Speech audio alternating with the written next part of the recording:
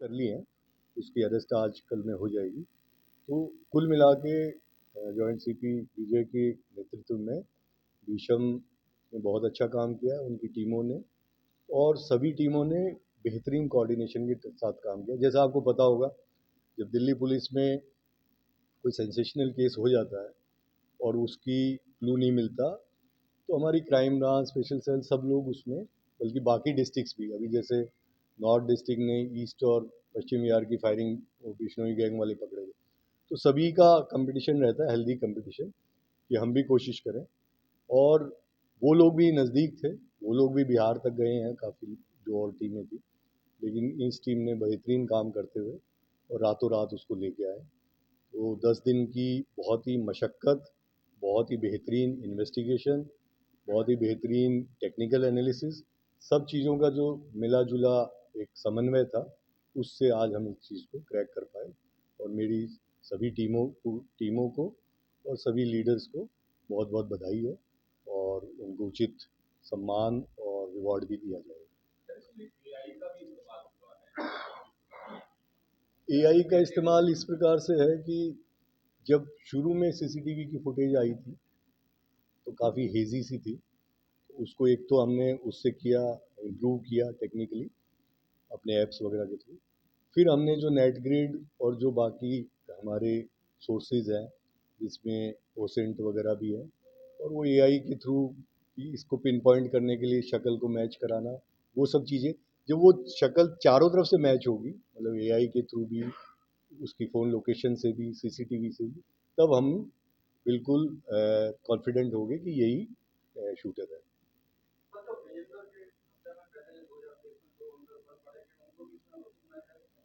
अभी देखिए, मैं इसीलिए मैं आपको कह रहा हूँ, क्योंकि वो अंदर हैं, कॉन्स्पिरेसी में हो सकता है किस किस का रोल निकल के आएगा।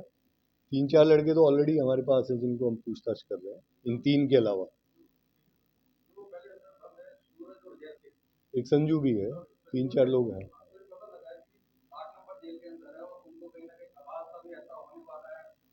ये है, उसको हम बिल्कुल ठीक से इन्वेस्टिगेट करेंगे, और उनका रोल हुआ तो उनको भी शामिल करेंगे।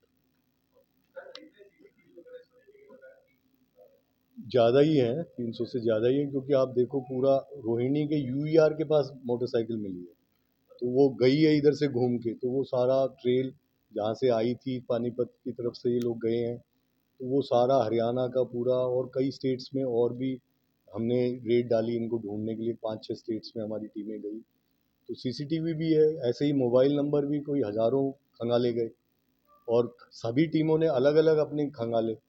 तो फिर बाद में एक टीम ने पहले निकाला, फिर दूसरी टीम का भी उससे कोरोबरेट हुआ, तो हम लोग निश्चित हो गए कि यही है।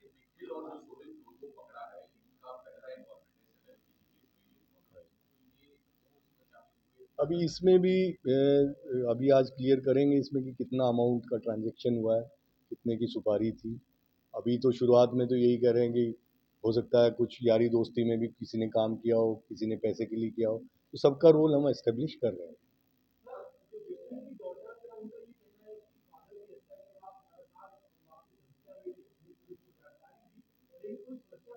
वो देखिए, वो जो था 2023-24 में ऐसी चीज़ें हुई थी, और उस समय एक्शन भी लिया गया था, लेकिन हाल फिलहाल में 1-1.5 साल से ऐसा लग रहा था कि कुछ इस तरह का डेवलपमेंट नहीं हुआ था, तो उस चीज़ों को भी हम देख रहे हैं, अगर उसमें कोई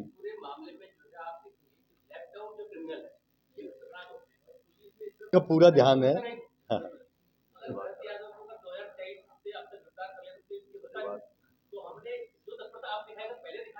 हाँ, बिल्कुल, आपकी बात का मैं जवाब दे रहा हूँ। हर मीटिंग में, चाहे वो डीसीपी की क्राइम रिव्यू मीटिंग है, सीपी साहब की पूरे दिल्ली की मीटिंग है, लेफ्ट ओवर क्रिमिनल्स का हिसाब लिया जाता है। अब लेफ्ट ओवर क्रिमिनल के ऊपर क्या एफर्ट किए गए डिस्ट्रिक्ट ने, उसके ऊपर स्पेशली स्पेशल स्टाफ, एटीएस वगैरह को लगाया जाता है, जब वो थाने से नहीं पकड़ा जाता। और ये बात, इसमें जो भरत वाली बात है, मैंने शुरू में भी आपको कहा था कि ये बिहार में कहीं भी किसी जगह 5-7 दिन से ज़्यादा रुका नहीं, और रुका भी है तो कहीं जंगल में, खेत में, नदी किनारे, उस तरह से ये चलता रहा है। अगर ये इस तरह से रडार पे नहीं आया, और इसमें ठीक है, बहुत सारे क्रिमिनल्स हैं जो लेफ्ट ओवर अभी भी बचे हुए हैं, तो वो निरंतर एक एक्सरसाइज है, उसको हम ये नहीं कह सकते कि आज के दिन कोई लेफ्ट ओवर नहीं बचा। तो वो हम लगे रहते हैं, वो भागते रहते हैं, तो ये पुलिस और चोर का तो ये चलता रहता है। रंजिश थी प्रॉपर्टी के ऊपर, एक कोई 200-250 गज का प्लॉट है वहाँ पे, कोई कट्टे वाला मंदिर के सामने, उसके ऊपर ही पहले के जो 2 केस हैं, 2-3 केस हैं, उसके ऊपर भी वो था। और वो रंजिश के अलावा इनका वैसे भी एक वो रहा है कि जो पहले रचना के जो हस्बैंड है, उसके ऊपर भी करीब 10 केस हैं, और यूपी, उत्तराखंड और दिल्ली वगैरह में है। तो इसको जो अभी इंट्रोगेट कर रहे थे, अब इसमें कितनी सच्चाई है वो देखनी पड़ेगी। ये बोलता है कि हमने उसको इसलिए मारा था विजेंद्र को, क्योंकि हमें डर था कि वो पहले हमें मार देगा, जो एक्चुअली बदमाशों में कई बार होता भी है कि हम नहीं मारेंगे तो वो मार देगा। तो इसका ये कहना है, बाकी देखते हैं जो सही हो। ठीक है।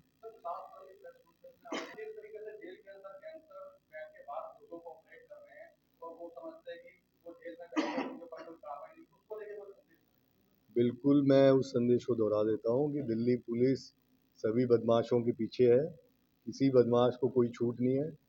दिल्ली पुलिस हमेशा से बदमाशों का एक टेरर रही है, और अब जिस प्रकार का समन्वय district police, special cell, crime branch में आपने पीछे देखा होगा, बहुत सारे गैंगस्टर्स और उनके शूटर्स एसोसिएट्स के खिलाफ एक्शन लिया गया, और अब ये निरंतर उनके ऊपर एक हम दबाव बनाए हुए हैं, उनके फाइनेंसर वगैरह को। पीछे आपने देखा होगा काफ़ी दिन से कॉल भी कम हुई है एक्सटॉर्शन की, और मुझे ये विश्वास है कि हम सारे मिल के काम करेंगे, तो जल्दी ही गैंगस्टर्स का दिल्ली से हम सफाया करेंगे।